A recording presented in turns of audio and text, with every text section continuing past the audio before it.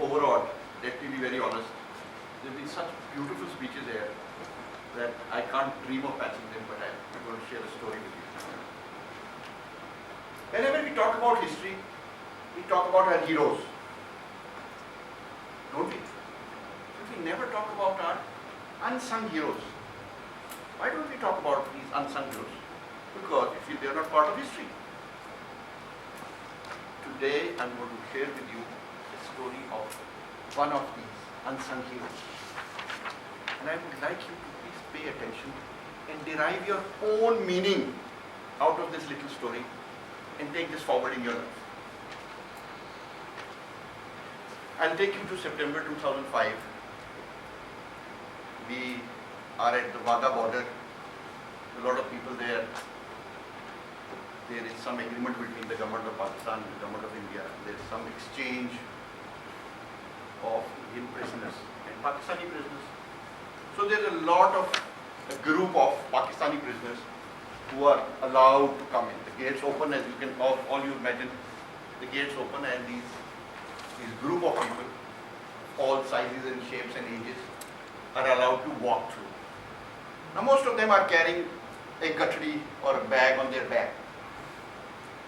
But out of this whole group, there is one person who's not carrying anything.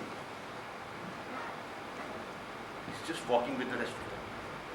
His shoulders are drooping, he's having difficulty walking, he's very weak, skin and bones as you put it. And he's walking with the crowd. And to top it all, the poor man can't even talk. His tongue has been cut off.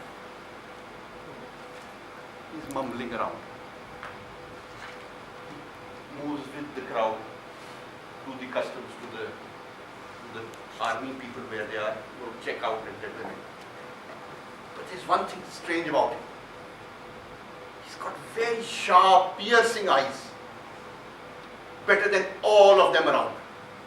Who look tired, who look as if they have no purpose to live. But this man has very sharp eyes. Though he's tattered, he's got his hair spread like he's never combed in the last so many years, he's never had oil in his head, he's got very bad shape of his clothes, the whole set is bad. Anyway, there are a lot of people who've come to collect their near and dear ones. They are there. So over a period of time, all the prisoners are taken away by their friends and family.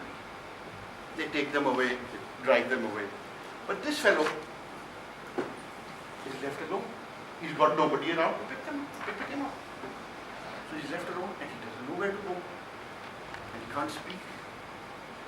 So he scribbles on a piece of paper and asks, where do I go? And finally, and people around him help him as a beggar. They are helping a beggar. So they tell him where to go. And finally he reaches his destination.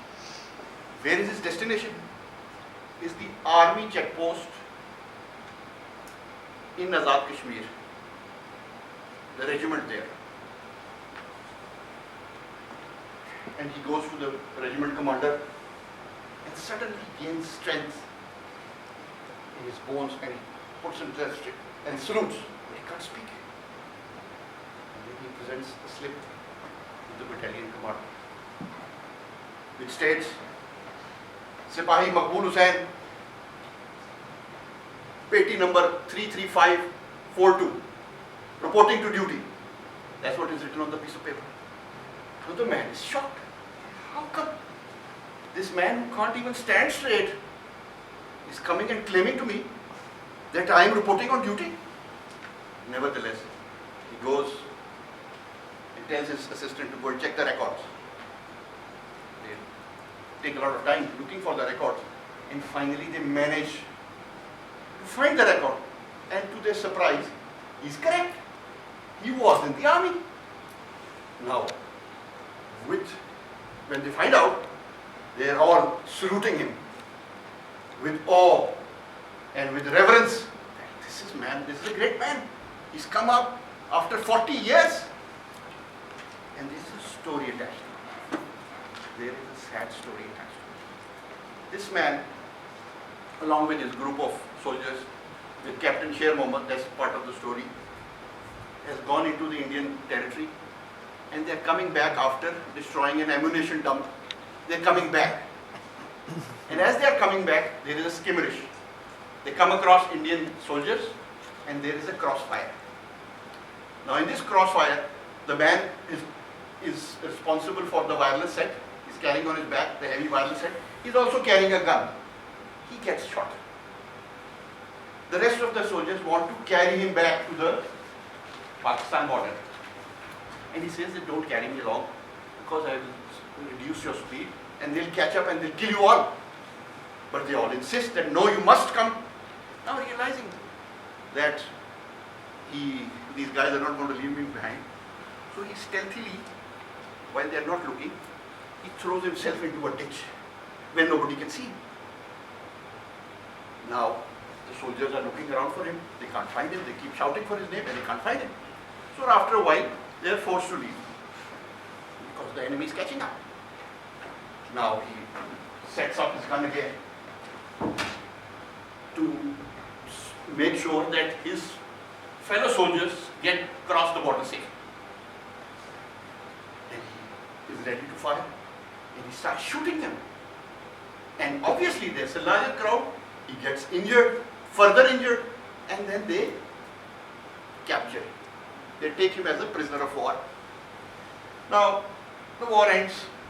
There's a ceasefire agreement signed. There's a list of prisoners exchanged, and the prisoners are exchanged. But in no list, there is the name of Captain Maqbool Hussain. Now, why? The Indians want to extract information out of him, whereas the Pakistanis think that he must have died. So he's a Shaheed, and so they put his name in the list of Shaheeds. But that is when the agony of Sipahi Maqbool Hussain starts. They torture him. In the most grotesque of manners, they beat him up. They want him to tell the secrets of the army. But he won't speak. And as he won't speak, they would beat him harder. And still he won't speak.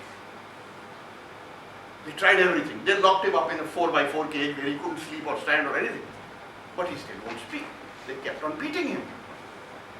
And finally, when they reconciled with the fact that, he can't make him speak, they say, you say Pakistan Murdabad. And he won't say that.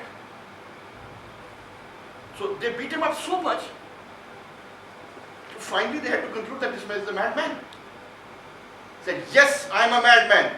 I will fight for every grain of sand in my country. I will fight for every inch of my land.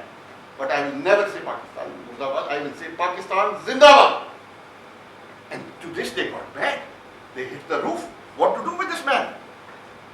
So they didn't know what to do. So they decided to take revenge by cutting his tongue. For the next 40 years he spends there. Now all of us need to appreciate what we have. All of us need to be thankful for what we have. We've been blessed with. And there are so many unsung heroes who go unheard of. Today, let us resolve that we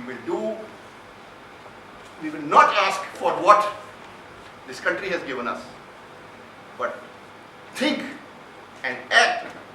What have we done for this country? And I request all of you to join me in saying Pakistan Zindabad.